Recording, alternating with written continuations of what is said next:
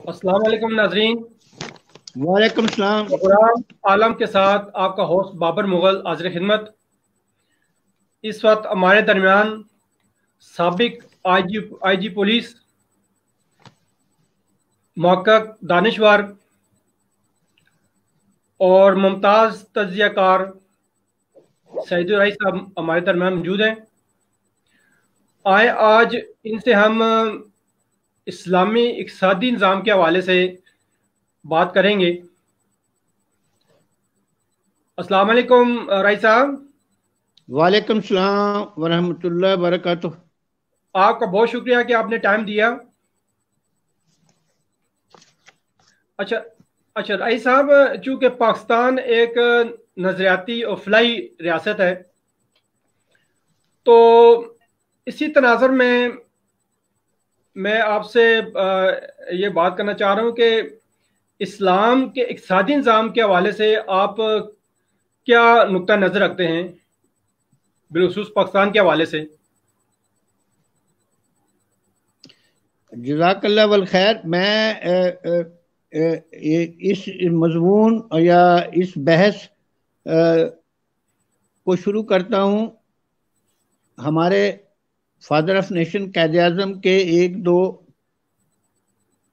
खिताबों से। एक खिताब आपने जी जी पेशावर यूनिवर्सिटी में दिया था और एक स्टेट बैंक का इफ्तिताह जब किया था 1948 में। पहले खिताब में आपने कहा था कि हम पाकिस्तान को इस्लाम की तजर्बेगाह बनाना चाहते हैं। सही। दूसरे स्टेट बैंक में आपने ये कहा था कि मगरब का इक्तसादी निज़ाम फेल हो गया है और मैं तवक्को करता हूं कि आप एक इस्लामी इक्तसादी निज़ाम पेश करेंगे। अब पाकिस्तान में इस पर कितना अमल हुआ है वो आपके सामने है। बहुत सारे मसाइल हुए हैं, कोशिश भी की गई है। अब मैं आपको जो मेरा तज्जिया है, मैं उधर आता हूं कि मैंने इसको कैसे स्टडी किया है, कैसे जांचा है कि हमारा मुआशी और माशरती निज़ाम क्या था। जी बिल्कुल। मैं अपनी बहस बहुत मुख्तसर एंड टू द पॉइंट रखूंगा, क्योंकि इस मजमून पर आपको उलमा की बहुत किताबें मिल जाएंगी और कुल्लुन वादी यहीमून, वो तमाम वादियों में घूमते फिरते रहेंगे। मैं टारगेट अप्रोच करूंगा, टारगेट, और जहां हमने गलती की है वो पॉइंट आउट करूंगा ताकि हम अपनी इस्लाह कर सकें। जी बेहतर। कायद-ए-आज़म से पूछा गया था अलीगढ़ में कि हमारा आइन क्या होगा। आपने ये भी बताया था वहां कि हमारा आइन कुरान होगा, और ये करारदाद मकासद में चीज आ चुकी है। जब हम कुरान पढ़ते हैं तो हमें ये पता लगता है कि हमारा सफर क्या है। मुख्तसर बात यह है कि हमारा सफर जन्नत से जन्नत है। हम जन्नत में थे, वहां हमने कोई मुआशी गलती की है कि ये शजर नहीं खाना। हम इस दुनिया में आ गए और अब अगर हम दोबारा अपनी जन्नत बना लेते हैं, इस दुनिया में भी बने और आखिरत की भी, तो असहाबुल जन्नत हुमुल फायजून। कुरान ये कहता है कि ये असहाबुल जन्नत फायज होंगे, कामयाब होंगे। तो मैं इसलिए शुरू में कहा कि हमारा सफर जन्नत से जन्नत है, ये हमारा नुक्ता नजर है और यही हमारी लाइन ऑफ एक्शन है। अब जन्नत से जब हम बाहर आ गए तो अल्लाह ताला ने कुरान में हमें गाइडेंस दिया है कि मैं तुम्हें हदायत भेजूंगा और मेरे जिक्र को आपने, मेरी नसीहत को पर आपने अमल करना है। ये कुरान में लिखा हुआ है। मैं अब तफसील में नहीं जाता, आपको सूरह तौहा दूसरे में मिल जाएगा सारे वाक़यात। और साथ ये भी कह दिया फमन आरदान जिक्री फाइना लहू मईशतन दन का। अब मैं हदायत और जिक्र और नसीहत जो आपको कर रहा हूं, कुरान कहता है जो उसको आप नहीं मानेंगे तो आपकी मईशत फिर तबाह बर्बाद हो जाएगी। तो टारगेट एरिया वही कुरान ने बताया है, वो हमारा मईशत का बताया। यानी मईशत को हम असूल तोड़कर जन्नत में आए थे, इस दुनिया में जब आए अल्लाह ताला कहता है मैं तुम्हें हदायत और नसीहत जिक्र भेज रहा हूं, और अगर मेरे इस पर अमल नहीं किया, फमन आरदान जिक्री फाइना लहू मईशतन दन का, मैं आपकी मईशत इकोनॉमी जो है फिर तबाह हो जाएगी। तो मालूम हुआ कि یہ ایک ہمارا ٹارگٹ ایریا ہونا چاہیے تھا جس پر ہم جا کر دوبارہ اس دنیا کو بھی جنت بناتے اور اپنا استحقاق قائم کرتے کہ وہ جنت جو اللہ تعالیٰ نے ہمارے لیے رکھی ہوئی ہے جس میں ہم نے دوبارہ جانا ہے اس کے مستحق ہو جائیں. اب میں آتا ہوں اس کے لیے طریقہ کار قرآن نے کیا بتایا. پہلے تو بتایا کہ دن رات کا جو تصور ہے اس میں بھی کہہ دیا ہے ہم نے رات آپ کی لباس بنائی ہے اور دن معیشت کے لیے بنایا ہے. جعلنا اللیل لباسا وجعلنا النہار معاشا. یہ پھر بات وہیں آ گئی کہ دن میں ہم نے اپنی معیشت کو ٹھیک کرنا ہے تو ٹارگٹ ایریا ہم ادھر ہی آ رہے ہیں.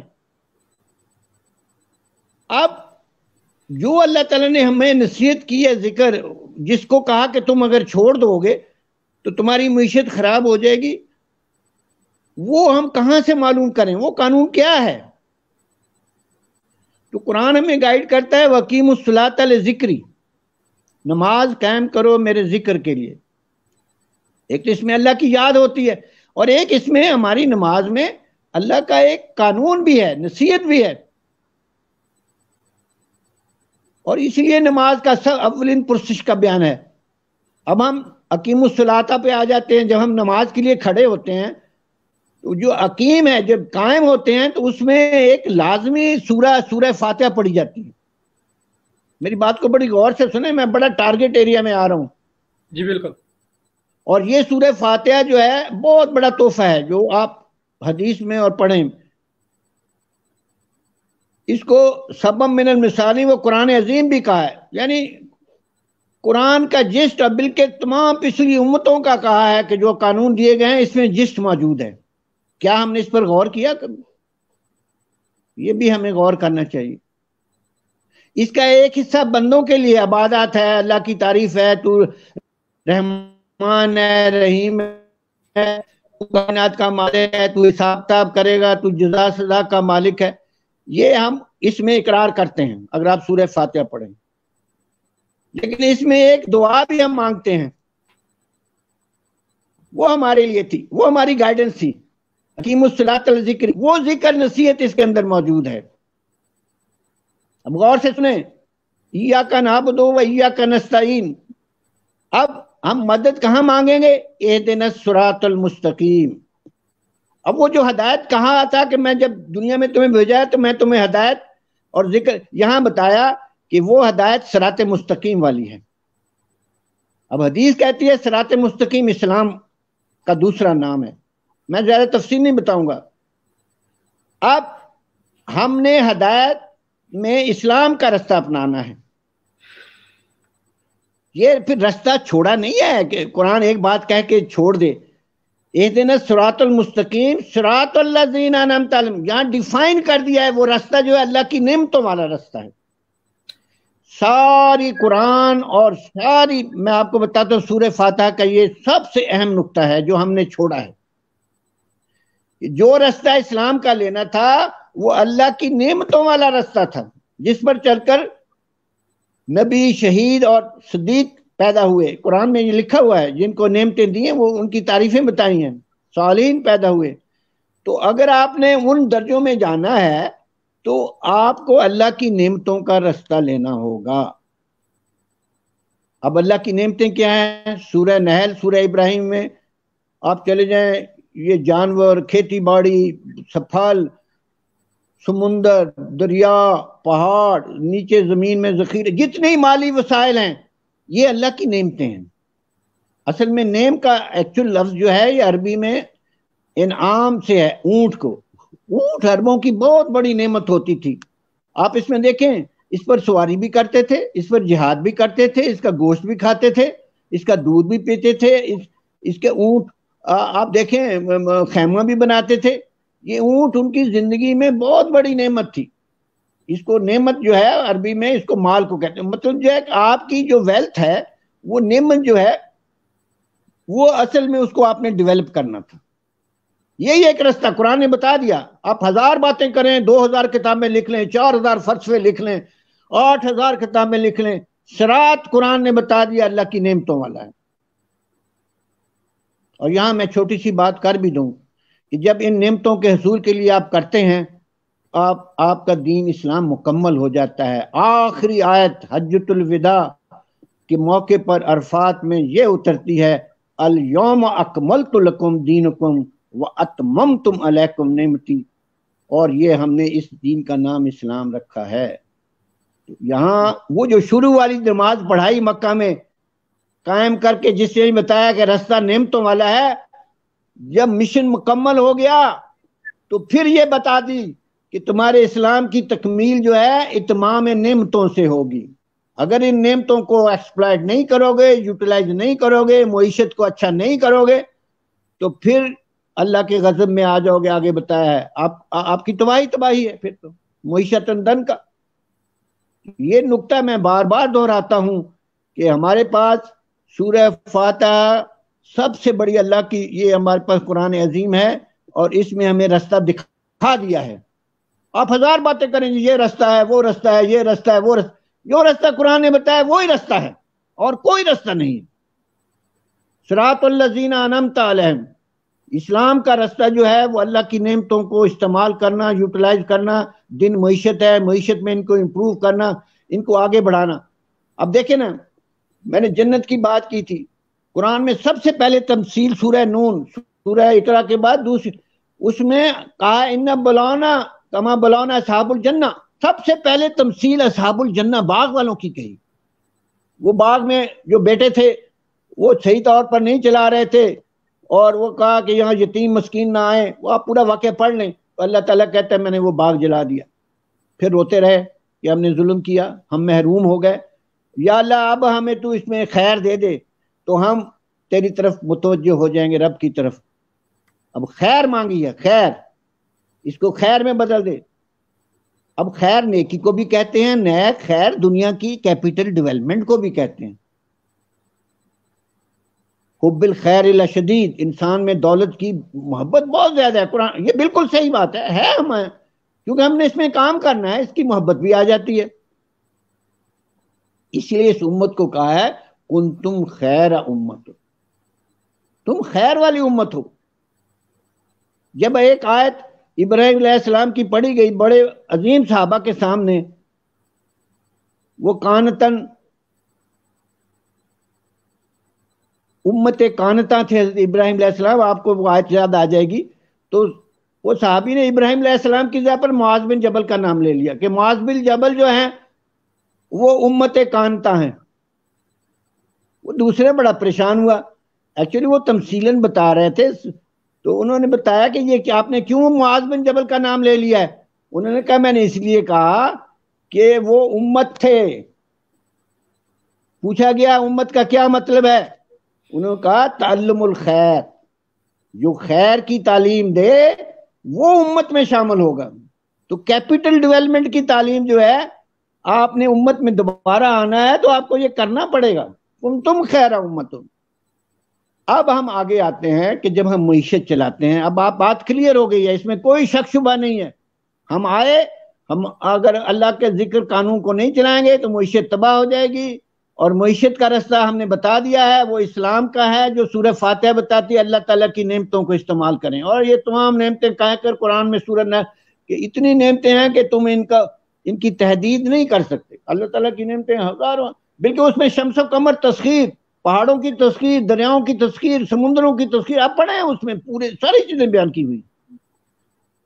اب جب ہم معیشت چلاتے ہیں تو اس میں کچھ سرکولیشن ویلتھ ہوتی ہے. سب سے پہلے بتایا ہے اب ہدایت کا اگلی سورہ میں وہ ہدایت متقین کے لیے بتائی ہے، جو یؤمنون بالغیب یقیمون الصلاۃ مما رزقناہم ينفقون. یہ سب سے پہلا درس سورہ بقرہ میں آ جاتا ہے کہ وہ اپنے مال کا انفاق بھی. انفاق کا ترجمہ کہتا ہوں میں circulation of wealth.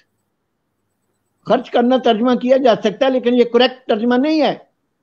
Modern terminology نے اس کا مطلب ہے سرکولیشن آف ویلتھ ہم نے رکھنی ہے، دولت کو جمع کر کے نہیں رکھنی.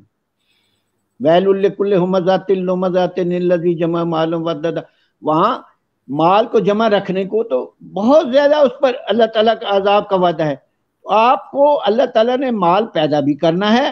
تم خیرت امتن. اور یہ بھی میں بتا دوں، صحابیوں کا زمانہ گزر گیا، رسول پاک صلی اللہ علیہ وسلم چلے گئے، تابعین کا زمانہ تھا، سب سے بڑے تابعی جو ہے سعید بن مسیب ہیں، وہ کہتے ہیں لا خیر من لا یطلب المال، جو دولت کو نہیں بڑھاتا وہ خیر پر نہیں ہے. یعنی اس وقت ان کو پتا تھا ہم نے کیا کرنا ہے، یہ ہم نے کیوں چھوڑ دیا؟ جب رسول پاک کہتے ہیں کہ اس کا امت کا امتحان مال میں ہے، آپ کو پتا ہونا چاہیے ہمارا امتحان مال میں ہے. قیامت کے دن جب اللہ تعالیٰ کے سامنے کھڑے ہوں گے، آپ کے قدم نہیں ہلیں گے. حدیث کہتی ہے جب تک یہ نہیں بتاؤ گے دولت کہاں سے کمائی، کہاں سے کہاں خرچ کی، اور جو علم دیا تھا اس پر کیا عمل کیا. یہ 3 سوال دولت کے بارے میں قیامت کے دن کہا ہے. لا یزال قدم ابن آدم، ابن آدم کہا ہے، تمام انسانوں کے لیے یہ قانون ہے، صرف مسلمانوں کے لیے نہیں پھر بنا. یہی تو ہماری مسلمانی ہے، یہاں فیل ہو گئی ہے. یہ تمام انسانوں کے لیے یہ قانون ہے کہ تم یہ مال کہاں سے کمایا، کہاں انفاق کیا، اور جو علم اس کے بارے میں تھا اس پر کتنا عمل کیا. میں نے بتایا نا، تعلم الخیر، امت وہ بنتی ہے جو تعلم الخیر کرتی ہے، یہ اکنامک ڈیولپمنٹ کا علم دیتی ہے. ہم نے ان چیزوں کو چھوڑ دیا نا. اب جب ہم سرکولیشن آف ویلتھ میں انفاق میں آتے ہیں تو قرآن کہتا ہے 2 سوال، ایک سوال 2 دفعہ دہرایا گیا، ماذا ينفقون ماذا ينفقون. آپ حیران ہوں گے 2 دفعہ ایک سوال دہرایا جاتا ہے. ایک میں صدقات کا حکم ہے، میں تفصیل میں نہیں جاتا. ایک میں کہا ہے کل العف، جو ضرورت سے زیادہ ہے وہ خرچ انفاق کر لو. یہ 2 مدات کیا ہیں؟ بڑی انٹرسٹنگ بات بتا رہا ہوں آپ کو. سرکولیشن آف ویلتھ کے یہ 2 بہت بڑے سورسز ہیں. پہلا سورس جو ہے وہ مدات جو ہے جو خیر میں سے ہم خرچ کرتے ہیں، جن مدات پر، وہ صدقات والی مد ہیں. قرآن میں ہے انما الصدقات للفقراء مساکین والعاملین علیہا والمؤلفات قلوبہم وفی الرقاب والغارمین فی سبیل اللہ وابن السبیل فریضۃ من اللہ. یہ اللہ کا فرض ہے، اس کو فریضہ صدقات کہتے ہیں. یہ 8 مدات ہیں، غریبوں، یتیموں اور قرض لینے والوں، عاملین پر، اور ابن سبیل سفر، اور اللہ کے، یہ سارے یہ صدقات کی مد ہوتی. یہ وہ سرکولیشن آف ویلتھ ہے جو ہم دیتے ہیں گورنمنٹ کو، حکومت کو دیتے ہیں، اور حکومت کے بیت المال میں جاتا ہے.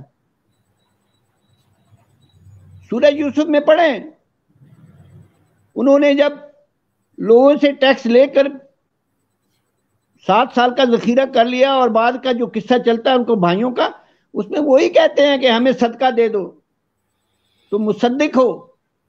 تو جو گورنمنٹ کا جو بیت المال ہوتا ہے وہاں سے صدقات کی تقسیم ہوتی ہے. یہ بات پوائنٹ یاد رکھیں. یہ میں بتاتا ہوں ہم نے غلطی کہاں کی ہے. یہ میں نے حضرت یوسف کا واقعہ اس لیے قرآن میں خاص طور پر بیان کیا ہے. اور ایک عربوں میں قبیلہ تھا، عیسائی قبیلہ، ان پر جزیہ لگ گیا. وہ عیسائی تھے، عرب تھے، انہوں نے اس کو اپنی حد تک سمجھایا، کیونکہ سورہ یوسف میں ان کے پیغمبر نے صدقات دی تھی. انہوں نے کہا جی ہم سے ڈبل عشر لے لیں لیکن جزیہ کا نام چھوڑ دیں. یہ حقیقت ہے.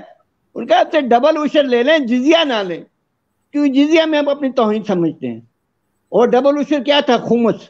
اور یہ صدقات تھے.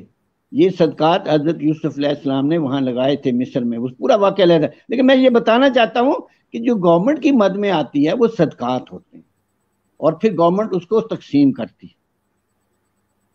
سب سے پہلے جو سورہ مزمل نازل ہوئی اس میں کہا ہے نماز قائم کرو، زکوٰۃ دو، اور اللہ کو قرض دو. یہ تیسری چیز اللہ کو قرض ہے. تو آپ کے انفاق میں 2 چیزیں ہیں، ایک زکوٰۃ ہے، ایک صدقات ہے. صدقات جو ہوتے ہیں اللہ کا حق یا اللہ کا قرض ہوتا ہے، اور زکوٰۃ ایک اور چیز ہے. کیونکہ بتا دیا ماذا ينفقون، 2 دفعہ سوال کیا، دونوں کا جواب ایک صدقات کی مد کا ہے، ایک زکوٰۃ کی مد کا ہے. یہ دونوں مدیں علیحدہ ہیں. قرآن میں ہے لن تنالوا البر حتی تنفقوا مما تحبون. اب یاد رکھیں، انفاق نہیں کرو گے تو تم نیکی نہیں پا سکتے. سٹینڈرڈ بنا دیا اللہ تعالیٰ نے. اگر نیک بننا چاہتے ہو تو انفاق کرنا پڑے گا، کیونکہ آپ کا معیشت ہی تو سارا ہے انحصار. جو آپ سارا دن معیشت پرھتے ہیں جنرل، اور وہ اس کو ڈیولپ کر رہے ہیں، اب اس میں آپ نے انفاق کرنا ہے، آپ نے ایک سرکولیشن رکھنی ہے. یہ یاد رکھیں، سرکولیشن رکھنی ہے. اور قرآن نے کہہ دیا تم نیکی نہیں پا سکتے جب تک انفاق، سرکولیشن آف ویلتھ نہیں کرتے. ये नहीं कि माल कमाया और जमा करके रख लिया, ये तरीका नहीं है। अल्लाह ताला ने इजाजत भी दी है, जितना भी आप दौलत कमा सकते हैं, कोई पाबंदी नहीं, लेकिन उसमें एक सर्कुलेशन वेल्थ के कुछ असूल बताए हैं। हम उधर आते हैं। फिर दूसरी जगह फिर यही बिर का बताया, नेकी ये नहीं है कि मुंह इधर मशरक मगरब कर लिया। एक नेकी का बताया कि आपके दिल में ईमान अल्लाह का, और दूसरा बताया किताबों का होना चाहिए, ये दिल की कैफियत है। और फिर साथ ये बताया कि वो अपना माल खर्च करते हैं। देखें आप, वहाँ मद्दात हैं सदकात की, और अकीमुस्सलाह करते हैं और ईता ज़कात करते हैं। मेरी बात याद रखिएगा, ये बहुत खूबसूरत बिर की बताया।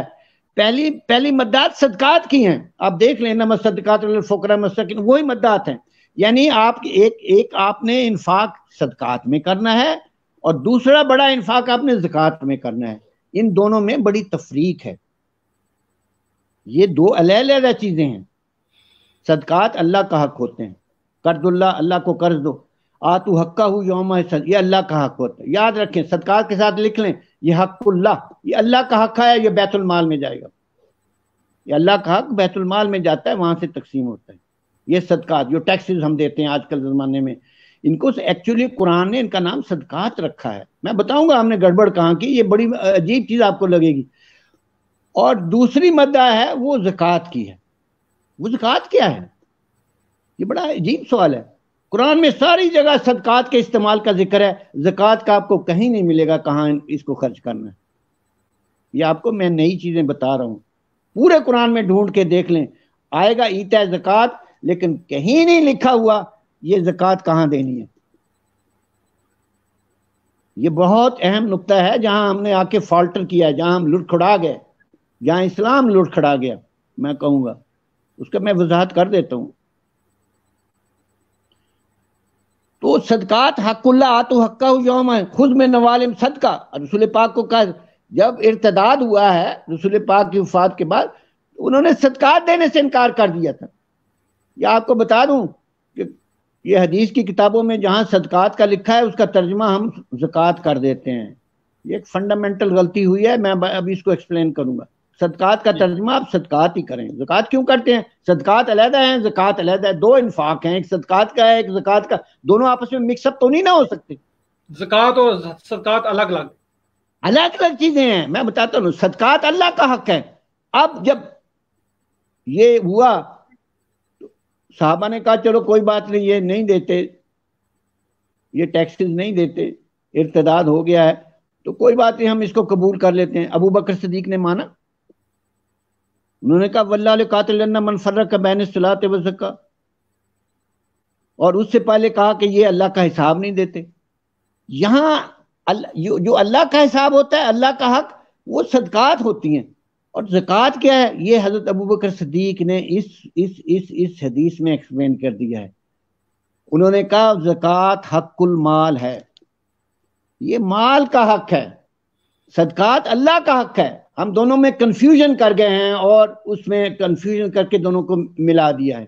याद रखें, इस हदीस को याद रखें, जिस पर हज़रत उमर ने कहा अरफातुल हक, मेरी शरह सदर हो गई है और मैंने हक पहचान लिया है। सही बुखारी में हदीस को, इसको 100 दफा पढ़ें।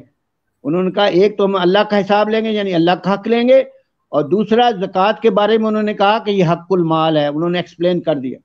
आपके सबसे बड़े प्यारे रसूल पाक सल्लल्लाहु अलैहि वसल्लम के सहाबी सिद्दीक, जितनी खूबसूरत तरीके उन्होंने ज़कात की तारीफ बता दिया ना, वो किसी ने नहीं बताया ना। उसको समझे नहीं, उसको समझा हक्कुल माल का मतलब यह समझा कि माल में से ज़कात देनी है। भी जब सदकात हक्कुल अल्लाह है, यानी अपने माल में से निकाल कुछ अल्लाह का हक देते हैं, तो ज़कात हक्कुल माल है, आपको अपनी आमदनी में से कुछ निकाल कर माल की तरफ ले जाना। मैं उसको एक्सप्लेन करूंगा वो क्या चीज है, लेकिन दोनों में फर्क है।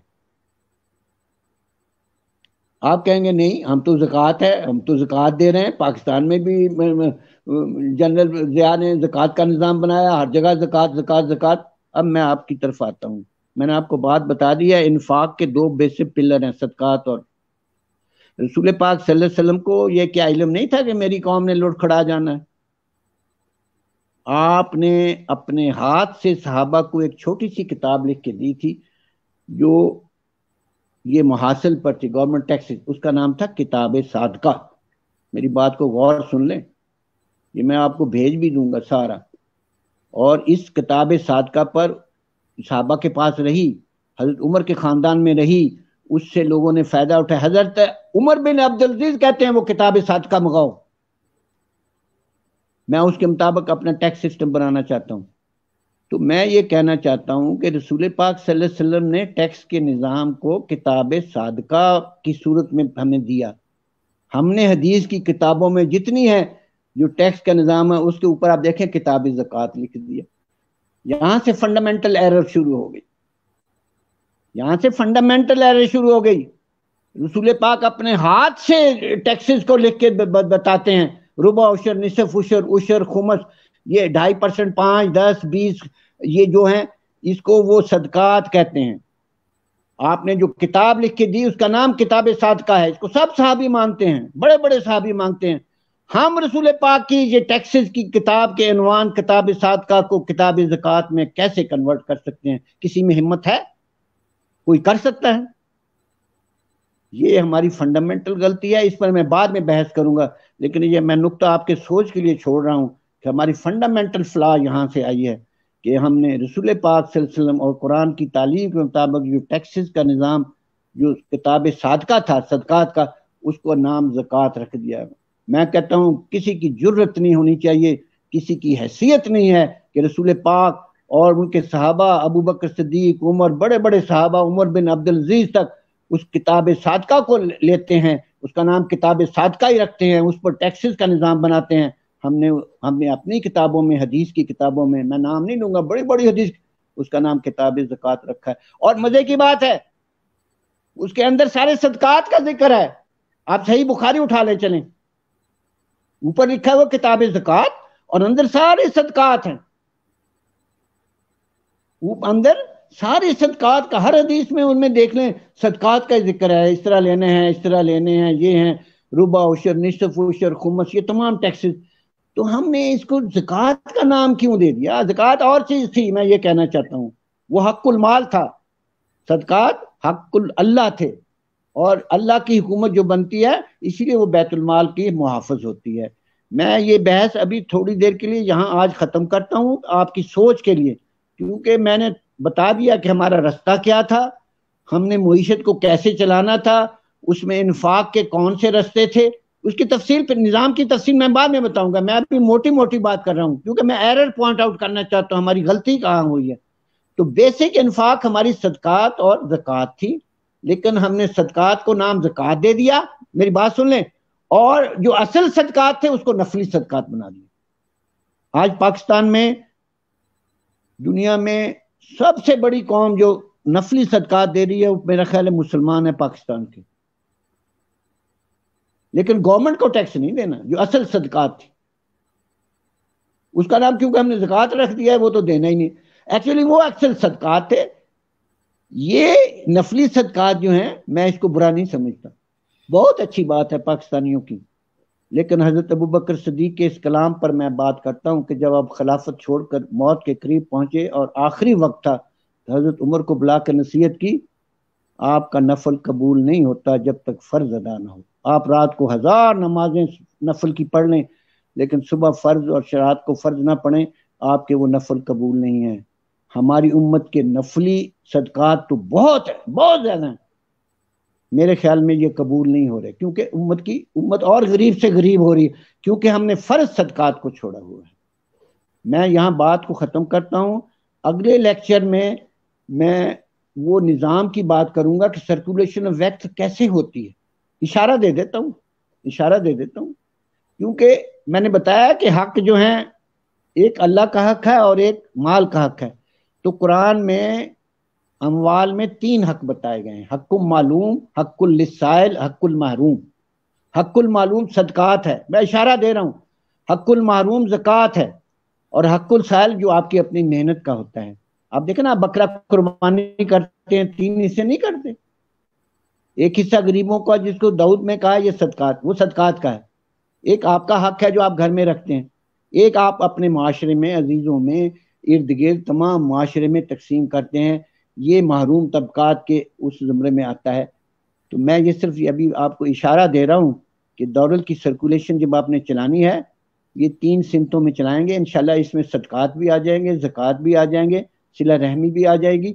تو لیکن یہ بات غور کر لیں, جو ہم نے غلطی کی ہوئی ہے اس کی وجہ سے ہمارا نظام ٹھیک نہیں ہو رہا. ہماری جتنی حدیث کی کتابیں ہیں ان میں جو صدقات کے نظام ہے اس کا نام کتاب صادقہ ہونا چاہیے تھا, کتاب زکوٰۃ نہیں ہونا چاہیے تھا, کیونکہ وہاں پھر ہماری انڈرسٹینڈنگ مس انڈرسٹینڈنگ ہو جاتی ہے. ہمیں پتہ نہیں لگتا کہ زکوٰۃ کہاں استعمال کرنی ہے. ہم وہ صدقات کو زکوٰۃ کا نام دے کر اور اصل صدقات کو نفلی صدقات بنا کر کرتے ہیں. کرتے تو بہت ہے, پاکستان میں نفلی صدقات تھوڑے ہیں, یہاں کوئی بھوکا نہیں مرتا. میرا خیال ہے پرائم منسٹر صاحب کو بھی یہ بات بتانی پڑے گی کہ پاکستان میں انشاءاللہ کوئی بھوکا نہیں مرے گا. یہاں اتنی دولت پیدا ہوتی ہے, اتنی گندم, چاول, گنا, چینی, دالیں, پھل, کہ آپ کے 1 سال کی پیداوار 2 سال کے لیے کافی ہے. 1 سال کی پیداوار 2 سال کے لیے کافی ہے, صرف سمگلنگ کو روکیں اور ذخیرہ اندوزی کو روکیں. اس لیے جو قدم ہم اٹھا رہے ہیں کورونا کے بچاؤ کے لیے وہ میرے خیال میں صحیح قدم نہیں ہے, کیونکہ بیماری کا علاج آپ کے پاس نہیں ہوگا, فاقہ کا علاج آپ کے پاس ہے. آپ کو غلط لوگ بتا رہے ہیں, آپ کو غلط لوگ بتا رہے ہیں. اس ملک میں اتنا غلہ ہے کہ 1 سال کا غلہ 2 سال کے لیے کافی ہے. اس لیے سوچنا پڑے گا, کیونکہ کورونا بڑھ رہا ہے. میں آپ کو بتا رہا ہوں کورونا بڑھ رہا ہے. آپ جو مرضی کر لیں, جو آپ اقدامات کر رہے ہیں, کورونا بڑھ رہا ہے. یہ تجزیہ آ چکا ہے. یہ جو ہمارے نرمی کے اقدامات ہیں ہمیں شروع میں اصل میں سختی کرنی چاہیے تھی, جو میرا خیال ہم میدان چھوڑ چکے ہیں. اب اللہ ہی ہمارا حافظ ہے. میں آگے نہیں کچھ بات کرنا چاہتا, لیکن یہ ضرور پوائنٹ آؤٹ کروں گا کہ ہم غلط سمت کی طرف جا رہے ہیں کورونا کو ڈیل کرنے کے لیے, اور اس میں احتیاط کریں. میں سپریم کورٹ کا بہت ادب کرتا ہوں, لیکن میں میری بات سن لیں, میں ان کے ایک بات سن لیں. آپ کو چوڑیوں اور کپڑوں کی ضرورت نہیں ہے. ہر گھر میں بہت چوڑیاں ایک لیبارٹری میں ایک لیب میں پڑے ہیں. اس وقت آپ نے لوگوں کو بچانا ہے. یہ کھیل بند ہونا چاہیے. عورتوں بچوں کا جا کر وہاں مکس اپ ہوتے ہیں اور کورونا پھیلاتے ہیں. کس گھر میں ایک وارڈروب میں 100 جوڑے نہیں ہیں؟ کس غریب کی عورت کے گھر میں 10 جوڑے نہیں ہیں؟ اور اگر ایک عید پر آپ نہیں پہنیں گے تو کیا ہوا؟ یہ غلط بریفنگ دی گئی ہے سپریم کورٹ کو. میں یہ آپ کو بتا دیتا ہوں, اس سے بہت بڑے مسائل پیدا ہوں گے. اچھا, باقی یہ تو نقطہ دوسرا تھا, کیونکہ یہ بحث آ رہی ہے تو میں نے ذکر کر دیا, خوراک کا بھی ذکر کر دیا. تو معیشت کی سرکولیشن ایسی ہے کہ اسلام میں کوئی بھوکا نہیں مرتا, کیونکہ رسول پاک نے کہا اگر آپ کا پڑوسی بھوکا ہے تو پھر آپ کفر کی حالت میں چلے جاتے ہیں. ہمیں تو اتنا بتایا گیا ہے. یہاں انشاءاللہ مسئلہ نہیں ہے. ہماری بہت ساری آرگنائزیشن کام کر رہی ہیں جو ابھی نہیں, کورونا سے پہلے بھی لوگوں کے انتظام کر رہی ہیں. آپ کو پتہ ہی ہے کتنے لوگ سوشل نیٹ ورک میں کام کر رہے ہیں پاکستان میں, کتنی آرگنائزیشن ہیں. انشاءاللہ ہمیں ان کو استعمال کرنا چاہیے تھا. مسئلہ کوئی نہیں ہے. سرکولیشن, یہ دولت, یہ بھوک سے کوئی نہیں مرے گا, میں یہ بتانا چاہتا ہوں, کیونکہ اسلام میں سرکولیشن ویلتھ اتنی خوبصورت ہے کہ رسول پاک صلی اللہ علیہ وسلم نے کہا, معاذ, آخری بات کہتا ہوں, جب معاذ بن جبل کو یمن بھیجا کہ ان امیروں سے صدقات لے لینا اور غریبوں میں تقسیم کر دینا. انما الصدقات للفقراء مساکین. ہمارا مسئلہ پتہ کیا ہے؟ یہ جو فقراء مساکین پہلے آتے ہیں اور بعد میں دوسرے آتے ہیں. ہم نے بعد میں دوسروں کو دیتے ہیں, فقراء مساکین کو چھوڑا ہوا ہے. آپ کے مستقیم زکوٰۃ میں سب سے پہلے فقراء مساکین ہیں.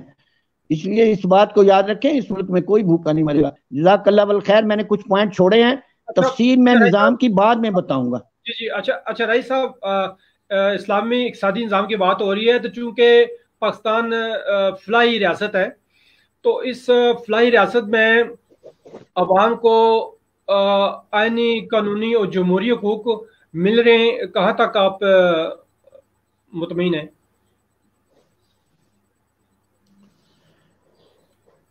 یہ آپ نے بڑا عجیب نسخہ اٹھایا ہے. یہ میرے پاس کتاب ہے, یہ بہت اچھی کتاب انہوں نے چھاپی ہے. جی, وہ کدھر گئی؟ یہ شریعت اکیڈمی نے چھاپی ہے کہ پاکستان کے بننے پر, اور یا پاکستان سے پہلے. ہاں, یہ کتاب ہے میرے پاس, تصور پاکستان, بانیہ نے پاکستان کی نظر میں, بین الاقوامی اسلامی یونیورسٹی نے چھاپی ہے. جی. اس کو پڑھیں, آپ کو سمجھ آ جائے گی ہمارے مسائل کیا تھے. قائد اعظم تو بار بار کہتے ہیں کہ ہمارے نظام میں لوٹ مار بہت ہے اور غریبوں کا کوئی احساس نہیں ہے. میں پاکستان اس لیے نہیں بنا رہا. انہوں نے اس وقت امیروں کو چیلنج کیا پاکستان بننے سے. مجھے ایسے پاکستان کی ضرورت نہیں ہے جس میں غریبوں کا خیال نہیں رکھا جا سکتا. ہم نے کیا کیا؟ ایسے ہم نے گرو گھنٹال باہر سے منگائے کہ جو کہہ رہے تھے ان کو نا وہ جیسے کتوں کو ہڈیاں پھینکتے ہیں ان کو تھوڑا تھوڑا دے دو. وہ یار ان کا پہلے حق ہے. آپ نے ایسے ایکسپرٹس لگائے ہیں گرو گھنٹال جن کو اسلامی شریعت کا پتہ ہی نہیں ہے. آپ کیسی بات کرتے ہیں؟ آپ پڑھے تو صحیح کہتے ہیں ہم کیوں رو رہے ہیں. وہ کہتے ہیں مجھے پاکستان نہیں چاہیے جس میں امیر غریبوں کی لوٹ مار ہوگی. تو بات یہ ہے. اور پھر ہم بڑے ایکسپرٹ لے آئے جی یہ ہم تھوڑا سا ان کو چھوٹے چھوٹے پھینک دیں گے ٹکڑے. آپ پڑھے نا اقتصادیت. میں اس کا نام نہیں لینا چاہتا. مجھے بہت افسر جس کو اسلامی شریعت کا پتہ نہیں ہے اور اس نے اپنے آپ اس کو اوپر بٹھا دیا لا کر. انما الصدقات للفقراء والمساکین. اسلامی جو ٹیکسز ہیں اسلامی معاشلہ ہیں اس کے پہلے حقدار غریب ہیں. ثبوت میں دے دوں. جب شروع اسلام میں یہ غریبوں کو ملنا لگا وہ اپنے پاؤں پر کھڑے ہو گئے. لوگ لینے کی بجائے دینے لگ گئے. حضرت عمر بن عبدالعزیز کی بجائے یہ پہلی 4 مدد ختم ہو گئی تھیں. کوئی فقیر غریب نہیں تھا معاشرے میں. ہم نے نفلی صدقات دے کر ان کو اور غریب بنا دیا. ان کو کامچور بنا دیا. ہمیں جو سرکاری صدقات تھے اس پر ہمیں کوئی سسٹم بنانا چاہیے تھا تاکہ غریبوں کو ملازمت ملتی اور وہ اپنے پاؤں پر کھڑے ہو کے وہ خود ٹیکس دینے والے بن جاتے, لینے والے نہ بنتے. ہمارا نظام الٹا چل رہا ہے. انشاءاللہ تعالیٰ یہ ٹھیک ہوگا. ایسی کوئی بات نہیں ہے. میں مایوس نہیں ہوں. اگر ہم اس کو صحیح سمجھ گئے تو یہ صحیح ہو جائے گا. آپ دیکھیں نا مکہ کی زندگی میں کیا ہے. مکہ کی زندگی میں کیا ہے. غلاموں کو آزاد کیا جا رہا ہے. دوسروں کو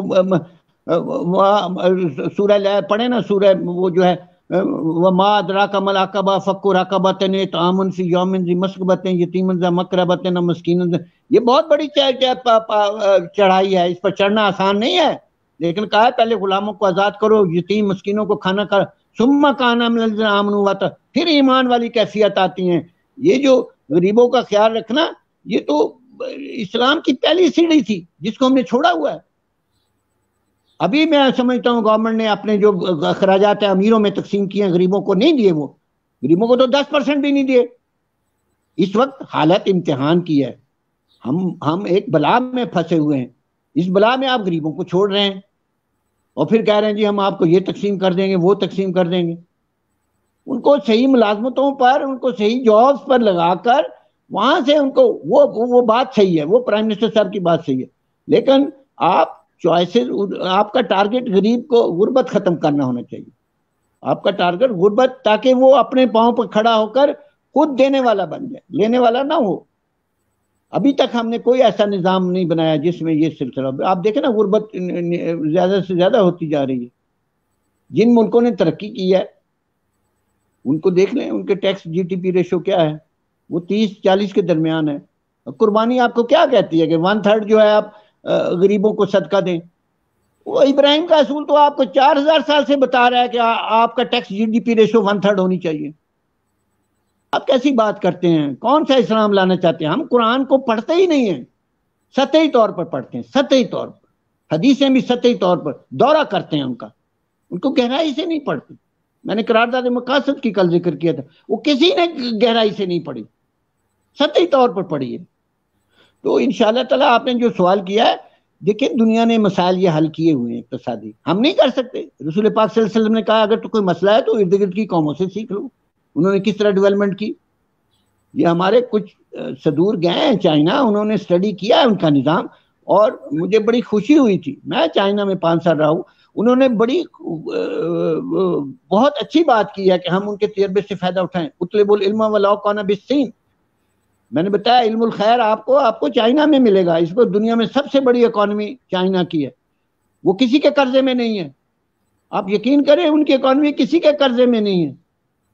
تو بات یہ ہے کہ ہم اپنے گوانڈیوں سے بھی نہ سیکھیں اور خود بھی ٹھیک نہ ہوں تو یہ اچھی بات نہیں. انشاءاللہ اگر ہم نے صحیح طور پر نظام کو سمجھ لیا اور دولت کی تقسیم کو اور اس کے تو انشاءاللہ ہمارا اقتصادی نظام بھی جو قائد اعظم نے بتایا دنیا کی سب سے مضبوط قوم بنے گی. مجھے ایمان ہے اس کے اوپر, کیونکہ یہ کلمہ لا الہ الا اللہ پر ملک بنا ہوا ہے, اس کی اللہ بھی حفاظت کر رہا ہے اور ہمارے عوام بھی حفاظت کریں گے.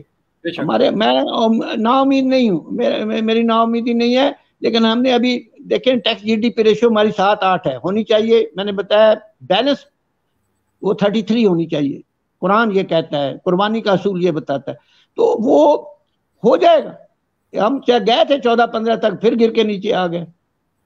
تو وہ اب لوگ ڈرتے ہیں کہ ہم ٹیکس دیں گے تو ہمارے پاس, یار آپ ٹیکس کا محکمہ ختم کر دیں نا. رسول پاک صلی اللہ علیہ وسلم نے کہا جہاں ٹیکس کے اموال زیادہ ہوں گے وہ زمین بنجر ہو جائے گی, اور ہماری زمین بنجر ہو رہی ہے.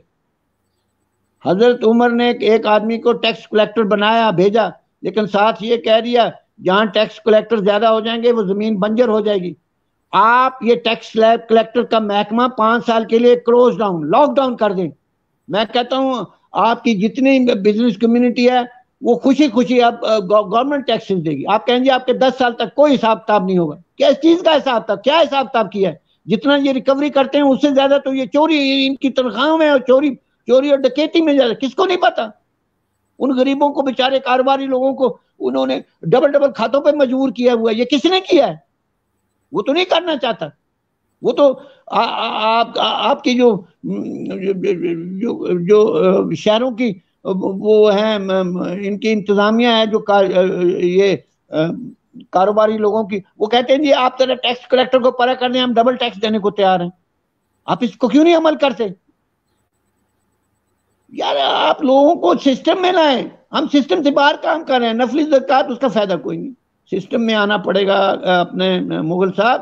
سسٹم وہی ہے کہ ٹیکسز آپ گورنمنٹ میں دیں, پھر آپ ان بیماریوں سے بچ جائیں گے, بے ایمانی سے بچ جائیں گے, فراڈ سے بچ جائیں گے, کرپشن سے بچ جائیں گے. آپ کا نظام اصلاح کی طرف آنا شروع ہوگا. میں نہیں سمجھتا ہماری انکم ٹیکس ڈپارٹمنٹ کوئی کام کر رہی ہے, کوئی کام نہیں کر رہی ہے. اس میں چند ایک لوگ آپ رکھ لیں 5%, اور لوگوں کا حساب کتاب بند کریں, 10 سال کے لیے بند کر دیں. آپ دیکھیں گے آپ کی اکانومی کتنی جاتی ہے, آپ ٹیکس ریٹ کتنا ہائی ہوتا ہے. یہ مذاق اس قوم سے ختم ہونا چاہیے. میں پھر حضرت عمر کی وہ بات بیان کروں گا, جہاں ٹیکس کلیکٹر زیادہ ہو جائیں گے وہ زمین بنجر ہو جائے گی. جزاک اللہ بالخیر. اچھا رئیس صاحب, بات یہ ہے کہ آپ نے ٹیکس کے حوالے سے بات کی ہے, تو بانی پاکستان قائد اعظم محمد علی جناح نے بھی اسٹیٹ بینک میں اپنی تقریر کے دوران اسلامی نظام لانے کی بات کی تھی. تو جی یہ کہاں تک اس پہ عمل پیرا ہو سکے ہم بینگ اے پاکستانی؟ کوششیں تو ہوئی ہیں, اسپیشلی میں کہوں گا ضیاء الحق صاحب کے زمانے میں ہوئی ہیں. باقی تو گورنمنٹیں, میں نے کل بتایا تھا, آپ کے اعمال اگر خود کاروبار میں لگ جائیں گے تو ذاتی مفاد تو قومی مفاد تو پیچھے ہو جائے گا نا, اس کو تو منع کیا گیا ہے. ایسے لوگوں کو کھائیں. تو یہ ہماری جو سیاسی حکومتیں ہیں انہوں نے کوئی کام نہیں کیا, زیرو زیرو زیرو. اگر تھوڑا سا کام کی طرف احتیاج تھا تو وہ جنرل ضیاء کے زمانے میں اکانومی کو فرض کے سود سے پاک کرنے کی کوشش کی. وہ سود کے فیصلہ بھی ہو گیا, دوبارہ چلا گیا. میں بھی وہاں جاتا رہا شریعت کورٹ میں, وہاں کچھ بھی نہیں ہوا. اصل میں ہم نے لوگوں کو غلط طریقے پہ لگا دیا ہے اور کہا کہ سود قرآن میں ڈیفائنڈ نہیں ہے. ذالک الکتاب لا ریب فیہ, اس میں تو کوئی شاکی کسی بات پر شک آپ کیسے کر سکتے ہیں؟ خدا کہے کہ ربا جو ہے اللہ رسول سے جنگ ہے اور ربا کو قرآن میں ڈیفائن نہ کرے, تو یہ پھر کتاب کیا ہوئی؟ آپ نے تو اس میں شک پیدا کر دی. یار ربا قرآن میں ڈیفائنڈ ہے. یہ جو انفاق آپ دو کرتے ہیں نا, صدقات اور زکوٰۃ کا صحیح, اس سے ربا الفضل اور ربا النسیہ ختم ہو جاتا ہے. سیدھی سی بات ہے. یمحق الربا ویربی الصدقات, سورہ بقرہ میں پڑھ لیں آپ. یمحق اللہ ربا ویربی الصدقات, اللہ ربا کو مٹاتا ہے اور صدقات کو بڑھاتا ہے. جب آپ صدقات دیتے ہیں تو ربا مٹنا شروع ہو جاتا ہے. جب آپ گورنمنٹ ٹیکسز بڑھاتے ہیں ربا خود بخود ختم ہونا شروع ہو جاتا ہے. ربا کی اور کوئی تعریف نہیں ہے. ربا صدقات کا الٹ ہے. قرآن نے یہ ڈیفائن کر دیا. اس کے بعد کون سی ڈیفینیشن آپ کو چاہیے؟ میں ثبوت دے دوں آپ کو. اگلا جی بس سیدھی سی دنیا میں دیکھ لیں, جن ملکوں میں ٹیکس ریٹ 30-40 کے درمیان میں ہے, وہاں سود کا ریٹ کیا ہے؟ 1% 2%. ٹھیک ہے نا, ٹھیک ہے نا. اور ہمارے ملک میں اگر ٹیکس جو کلیکشن ہے جی ڈی پی 7% ہے تو ربا کا ریٹ 13, 14, 12. آپ کو دنیا بتا رہی ہے کہ جب آپ ٹیکسز کا نظام صحیح کرتے ہیں ربا خود بخود ختم ہونا شروع ہو جاتا ہے. یہ ثبوت ہے یمحق الربا ویربی الصدقات کا. اس کے علاوہ اور کوئی ضرورت نہیں ہے. ہمارے لیے حتمی کتاب قرآن ہے. آپ ادھر ادھر سے چیزیں اکٹھی کر کے اپنے آپ کو جال میں پھنسا لیتے ہیں. آپ نے ربا پر میری بات کرا دی, میں نے یہ بات بعد میں کرنی تھی. بہت شکریہ رائی صاحب, بہت خوبصورت باتیں ہو رہی ہیں اور دل تو کرتا ہے کہ یہ باتیں ان باتوں کا میں نے اسلامی وہ جو سرکولیشن ویلتھ کہنے سرکل میں کیسے ہوگی, صدقات اور زکوٰۃ میں ان میں کیسے چلے گا, وہ میں اگلے لیکچر میں انشاءاللہ ایکسپلین کروں. جزاک اللہ خیر. جی بہت شکریہ. یہ رائی صاحب کی پیاری پیاری اور میٹھی میٹھی باتیں تھیں. انشاءاللہ نیکسٹ پروگرام میں ان سے مزید ایک نئے موضوع لے کر آئیں گے اور نئی باتیں ان سے سنیں گے. رائی صاحب آپ کا بہت شکریہ. آپ کا بہت شکریہ, آپ نے موقع دیا. میری قوم سے یہی اپیل ہے کہ ان باتوں پر ذرا غور کر لیں, اور جہاں ہم نے ٹھوکر کھائی ہے اس پر بھی ذرا غور کر لیں. بیکاز اللہ تعالیٰ نے قوم کی حالت نہیں بدلی. ما یغیر بنعمتہ سورہ انفال میں پڑھیں, وہاں یہ آیت 2 دفعہ آئی ہے. ایک دفعہ صرف یغیر کا ہے, دوسرا ہے یغیر نعمت. آپ کی نعمتیں نہیں بدلی ہیں, وہ آپ سورہ انفال میں پڑھیں. جو اقبال کا شعر ہے اسی پر ہے, لیکن یہ آیت 2 دفعہ قرآن میں آئی. ایک میں صرف کیا ہے کہ آپ یغیر جو آپ کے دل میں ہے, دوسری آیت یہی ہے لیکن وہاں نعمت کا بھی ذکر ہے. تو نعمتیں تو ہماری اصل سورس ہے جس پر ہم نے کام کرنا ہے. تو اگر ہم ان نعمتوں پر سوچ لیں گے قوم کی حالت بدل جائے گی. میری بات سمجھ لیں, قرآن گواہی دے رہا ہے. تھینک یو ویری مچ, بہت شکریہ. بہت شکریہ. اللہ حافظ. اللہ حافظ ناظرین. جزاک اللہ.